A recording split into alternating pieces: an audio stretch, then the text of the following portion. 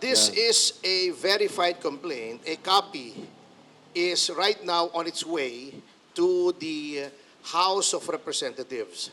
This is an ethics complaint against Congressman Danilo Ramon S. Fernandez, more popularly known as Dan Fernandez or Attorney Google. Anyway, this is for certain conduct unbecoming of a member of parliament, unparliamentary conduct, which were committed during the hearings of the Quadcom. I will just give you the general details anyway. I will be leaving this copy for you, and those who wish for soft copies, I will viber to you later immediately a soft copy. If you recall, noon pong nililitis o dinidinig yung tungkol sa mga pogo, kinatawan ko po roon. Nirepresent ko si Miss Catherine Cassandra Leong. At lahat naman po tayo saksi sa ginawang paglabag sa mga karapatan ni Miss Cassie Leong. Specifically, not only the deprivation of the right to counsel, but physically, this was unprecedented in legislative history in this country. Nahaharangin mo yung abogado at hindi mo palalapitin sa kanyang kliyente during a legislative hearing. Sapagkat ang karapatan na magkaroon ng abogado upang makipagsangguni ang isang testigo sa legislative hearing ay ginagarantiya ng walang iba kundi ng ating saligang batas. Number 2, pagwawarning sa abogado na huwag bigyan ng payo ang kanyang kliyente. Saang planeta po acceptable ang ganoong behavior? Nasasabihin mo, Attorney Topacio, do not approach your clients, otherwise you will be cited in contempt. How is that even possible? Number 3, yung hindi po pagbigay ng right to remain silent and the right against self-incrimination sa isang testigo. At si Congressman Fernandez, bagamat hindi abogado, hindi ko naman sinasabing kapag hindi ka abogado ay hindi mo na alam ang batas.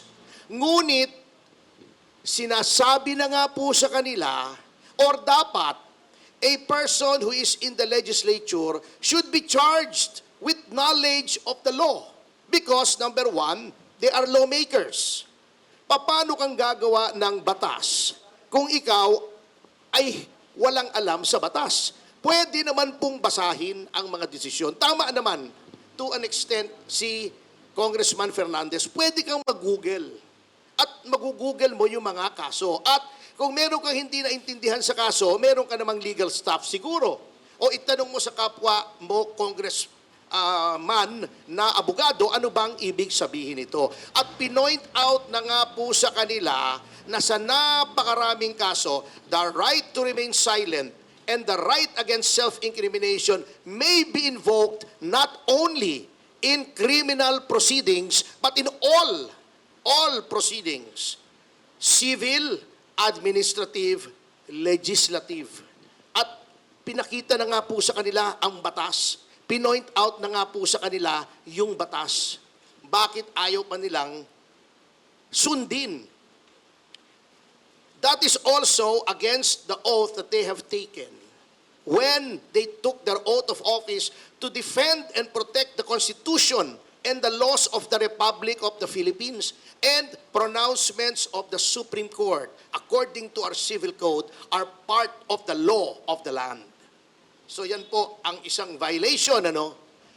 Number 2, yun pong the right of a witness to be treated with dignity and with respect. Kapag ikaw ay tinatawag, na violate po yan. Binabastos po nila ang mga witnesses, not only my client. But of course, I have no right to complain on behalf of the other witnesses were also represented by counsel. Yun po. Number 3, yung pronouncements, very unparliamentary. Alam niyo po, in all parliaments in the entire civilized world, meron pong language na tinatawag nila unparliamentary. Di ba? Ayaw na ayaw nila si Pangulong Duterte. Sinabi nila, do not use offensive words. Pero bakit sila? Tatawagin nilang pathological liar, puro ka pa cute, puro ganon. Tatakutin mo pa. Misleading the witness, sasabihin pa, tignan mo itong mga napatay, di umano dahil daw ng pogo. Tignan mo yan, we will grant you immunity if you testify against them. That is misleading. The legislature cannot grant immunity.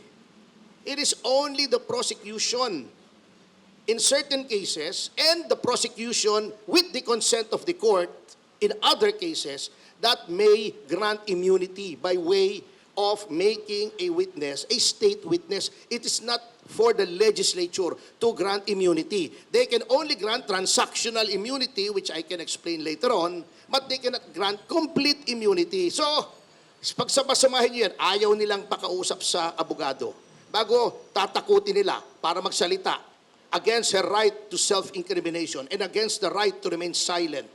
Pagkatapos, igagrant mo papangakuan mo ng immunity na wala ka namang kapangyarihang ibigay. All of these are unparliamentary conduct. And nakalagay po, may rules of conduct, hindi lamang ang miyembro ng mababang kapulungan, kundi ang mga public officials on how they conduct themselves. And it is my respectful contention that Congressman Fernandez has violated these norms of conduct. Ngayon, bakit sa Ethics Committee? Kasi may nakalagay po sa ating konstitusyon na yung mga ginagawa po ng isang miyembro ng legislatura, they can only be made liable therefore in no other place than the legislature. That's why may Committee on Ethics. They are supposed to police themselves. Now huli na po, bago tayo pumunta rito, and I feel this is also of equal importance in this case. Sasabihin nila, walang mangyayari dyan sa complaint mo kasi sila din yan eh. Si Congressman Espares ang head ng Committee on Ethics. Pagtatakpan lang nila yung sarili nila. Well, unang-una, I would like to give our lawmakers, at least the majority, the benefit of the doubt. Although I doubt the benefit. Ngunit, by doing this, I want to prove 2 things. Number 1, one should not sit idly by while the rights of persons are being trampled upon by the legislature. Dapat may magreklamo rito. Otherwise, gagawin nilang palagi yan sa lahat ng witnesses. Notwithstanding the caveat of the Supreme Court in Ong versus Senate Blue Ribbon Committee, which by the way, I argued before the Supreme Court, which says that all witnesses must be given due process. Bina-violate na po nila yan. Number 2, by filing this, I want to hold a mirror up to our honorable congressmen. Tignan nga po natin, tignan nyo ang sarili nyo, kung anong ginawa nyo sa mababang kapulungan, which is supposed to be an august body, which is supposed to be populated by honorable men and women, kaya nga honorable ang tawag sa inyo eh. Are you really honorable? Are you really august? Kaya nyo bang ipolis ang inyong ranks? Do you still have any shred of decency left in your bodies para makita na mali ang ginagawa ng isang miyembro ninyo at disiplinahin ninyo? Because by no stretch of the imagination is such conduct exhibited by Congressman Fernandez allowable or should be countenanced or tolerated by anyone. So yan lang po. Kailangang may gumawa nito, otherwise nakikita nyo naman, nag-resume na naman ang Quadcom. Tignan nyo kung paano nila tinatrato si Colonel Grijaldo. Binabambuzel, ini-intimidate, binabrowbeat, binubuli dahil natatakot sila doon sa affidavit ni Colonel Grijaldo. Kasi hindi naman po habang buhay nakakulong si Colonel Grijaldo. pagka nag-adjourn ang 19th Congress, automatically po lifted na yung detention order ni Colonel Grijaldo. At I'm pretty sure magdedemanda yan. At nakita nyo na po sa social media na totoo sinasabi niya. Kinausap talaga niya, may CCTV kung saan pumasok si Abante, si Paduano, si Fernandez at yung abogado ni Colonel Garma. So at least that fact cannot be denied. So yun lang man po to.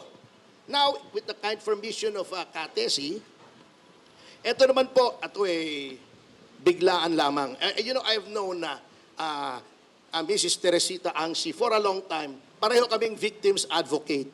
1990s pa po, nandun ako sa Volunteers Against Crime and Corruption. Kayo, tita, di ba may isang grupo rin kayo? Ano ba yung grupo ninyo?